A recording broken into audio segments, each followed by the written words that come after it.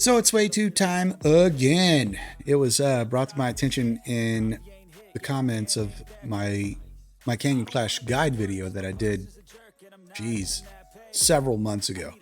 A lot's changed since then, and that's what that person was saying. Like, hey man, it's probably time to update the Canyon Clash guide and go through what the changes are, because not only do the new players have to learn that, but no bullshit, us older players are having to learn the changes too. I mean, just yesterday, they came up with 2 teams for Canyon Clash and didn't tell us until this morning. So we're all scrounging around trying to figure out, like, WTF, Mike, what do we do with this, you know? Anyway, let's dive into it and see what the hell all of this is about. I've got some notes on my phone, so if you see me looking down, I'm looking at my phone. So the rules, not too much has changed. Okay, so it's still the free teleports. You got to manage your teleport time, things of that nature. If you're really, really curious about the finite details of these rules, then do your own thing and read them. I'm covering the basics on this. So the only thing that I've noticed that's changed is 2 things, really. One is the amount of time it takes to capture a building. It used to be instantly. Now there's a cooldown. So like if the enemy has the building and you go to take it, you have to occupy it for about 30 seconds or so in order to actually have it be your own. That one's okay. I like that. You can capture it back. That means they don't get the points, for the capture. That's all well and good. The other one is they dropped it from 20 starters and 30 subs to 20 starters and 20 subs. And they also made it sort of difficult to be able to game that system to where, like, I used to choose 20 starters and like 15 subs just to have our power a little lower to get, better pairings, better rankings, and something just where we're not having to punch so far up above our weight class. But other than that, the rules haven't really changed too much. I wouldn't worry too much about that. Now, with that said, on the building intro side of it, the energy cell output time is still at 20 minutes. You're still getting 100,000 points for taking the cell over to your, what do they call it? Your corner of the map. Let's just go with that. I'm so bad with names. Military bases, they actually open up later than they used to. I want to say it was around the 4-minute mark at the beginning of Canyon Clash. Now it's like 8 or 9 minutes before they open up. That's okay because they started putting a little timer up in the corner of your map. So you'll have your mini map around this area. And right below that, you'll have the you'll see where the military bases are and the center core, the cell. So that's a little different. One of the biggest things that I've seen on the change was what they did to the. Oh, by the way, let me cover this before I get to the captain.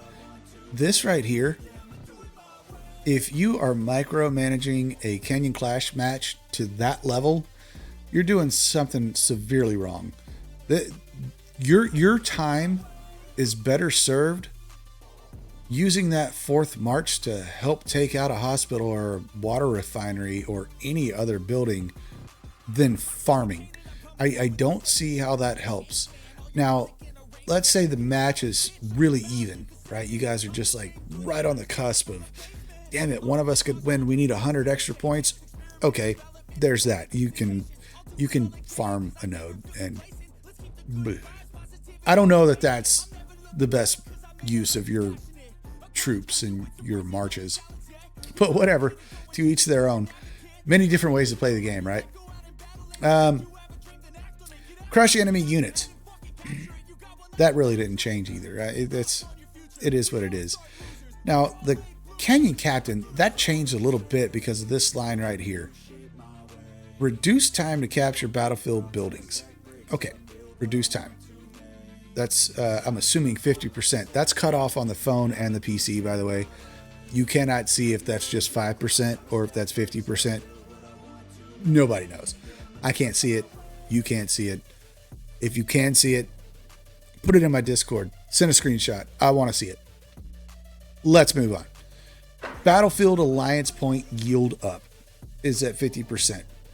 I'm not sure that really changed, only because actually the second one too, the damage dealt I know didn't change. It's always been 40%, but never really worried about that. And I'll cover strategy here in just a bit, but it's never really been a big deal. If the other opponent gets the captain, woohoo, that's great. If we get it, woohoo, that's great. It's not where the actual points come from. It helps, but not the whole game. Let's move on. Rewards, they're pretty much still the same shit. And win or lose, you're getting something out of it. And the most important thing is going to be the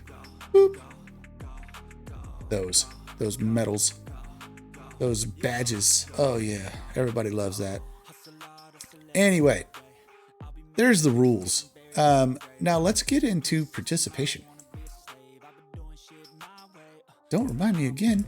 All right, so you can go through and set up your team, right? My favorite way to do that is arena power, because I've seen too many 250 million power players with and I don't know how this works for them, but they have a 70 million power F1 in arena. Probably not the guy you want on your team if you're going to win, but maybe it is. Maybe you're one of those alliances that are just everybody gets a turn, and that's fine. Well, they changed that around. If you look right here, we got Team 1 and Team 2. So at least 80 members out of your alliance have the opportunity to play Canyon Clash now. 20 and 20, and then Team 2 is 20 and 20. Right now, we have 17 out of 20 in Team 2. Here's my advice on this. You can do both at the same time. It actually says that, and let's go look at it real quick. It actually says that in the notice board. So let me see. This update came out this morning when I woke up, but we saw this last night. Let's see, where's Canyon Clash? There you go. So both teams can register for the same or different time slots, but each survivor can only be selected for one team. And I'll show you what that means. Let me get back into it. So when we're looking at participation and we scroll down and we're in Team 1, let me find one. It's going to, if they get taken for Team 2, it's going to say Team 2 by their name. Yeah, make a liar out of me. It's not the first time. Jeez. It was last night. Anyway, it will not allow you to, maybe it's because I'm commander, I don't know.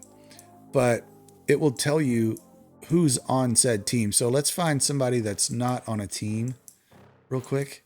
Actually, I take that back. I'm misspeaking because we've already locked it in. We're in pairing mode. I apologize for that. But back to the point of it is when you're in there, you're going to see that, let's take Man Unkind CO2, for example. If he was in Team 2, I wouldn't be able to select him. It would have a red thing that said Team 2 right here. So it prevents you from doing any sort of cross-contamination, if that's the right term, for choosing, Man Unkind in Team 1, whereas he chose Team 2 for this event. So that's super helpful. I like that, and I love the fact that it gives us 80 plus members that can participate in Canyon with the opportunity to get the rewards. So yeah, that's not a bad thing. I think that was actually pretty smart. So on to, back into participation. I told you I would talk a little bit about strategy and how to do your picking, and one of those is arena power. When you do that, you can see what their marches are. However, it's obscure right now because we have the 3v3 arena power thing going on.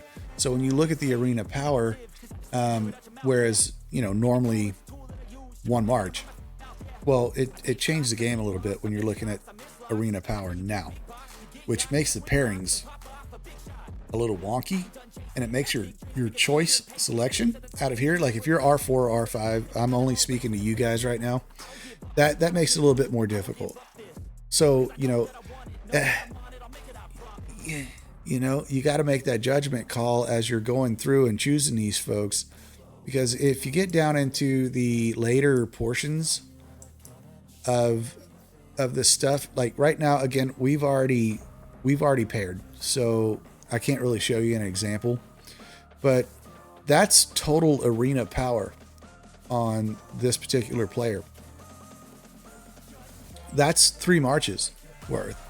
So he's getting a participation trophy. He is sub, but let's say he shows up and he shows up before like Jackie 07. Well, we kind of took a hit there because he's going towards our pairing, which means we could get paired higher because he's in there. I guess what I'm getting at is sometimes you gotta just not give the participation trophy and maybe look at how many fighters do you have. And then other times do the participation trophy thing. Like we can carry this guy, no problem. No problem. It's just, he's gonna get ported so many times and run out of troops. It's not even gonna be funny. I could port that with my 3rd march. Just saying. So like there, and not bragging on my 3rd march, it's kind of a piece of shit. But with the people you get paired with, they have stuff that looks a little higher. That's what I'm getting at. So just be mindful of whom you're choosing for these members in your starters and your subs. You definitely want to try to fill them up now. As before, like I said, you could cheese the system a little bit without having to do that. But anyway, I digress. Team 2, it's the same rodeo. You choose a time for it and you choose your members. Bingo, bango. You're done. Now, when it comes to squads, I do things a little bit different in that term. So this is the mail that I send out, and it lays out what the squads are going to do. So squads A and B, because there's 2 military bases, as we can see here, right? You've got this military base and this military base. So with that said, I lay it out in a manner to where they know where they're supposed to go. Keep them at all costs. Before they open, your job is to TP to places on the map that are in red and take those structures or help with the captain. Okay. The captain is kind of optional. So he's here, right? So if you're in that bracket of the captain and you've got a good opportunity to take it, definitely get after it. My advice would be to TP like right here. Get these damn water refineries. When that captain opens, send your 2nd march up there to hit the captain. And then use your 1st march to port the HQs that are around that captain. Maybe. Allegedly. You choose. So, moving on. This is a fun little area to go. If it's right outside of your area here, your square that you're in as an alliance, you can just march. I don't like the marching thing because of the reset time. I want my base right up inside that shit. I want to be able to hit it and reset it and do whatever I got to do. Especially down here, you're going to do that, right? But right next to you, that's a different story. Blue is you, red is dead. That's the way I see it. If any of this shit turns red, go get it. Now, until the military base opens, you're going to want that. Now, the military bases used to open at like around the 4-minute mark. Now they're around the 8 or 9 minute mark. So, have squad A and B ready to go. Go down here if they need to, get these water refineries, do what they got to do. So squad C is what I call floaters. Any red building, go take it back. Primary focus at the start is the captain.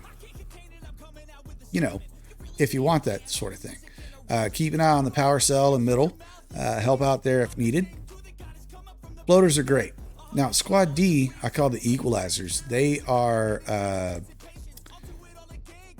they're a more upgraded version of the floater. So you're going to basically use this squad to piss off the higher power from the other alliance that you're up against. So like if there, let's say it's all T9 in your alliance and there's a T10 in the other one.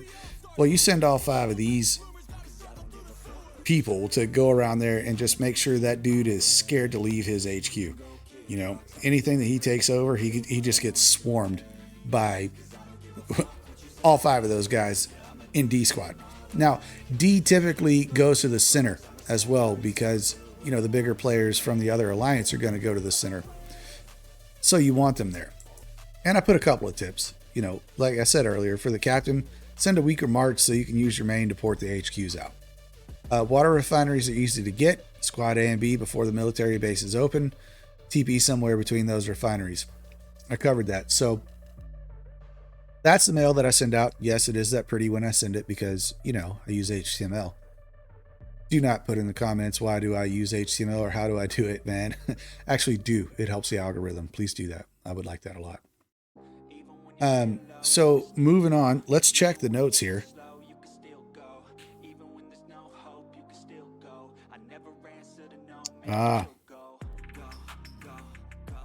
Yeah, so the last thing on there were the squads, which I just covered.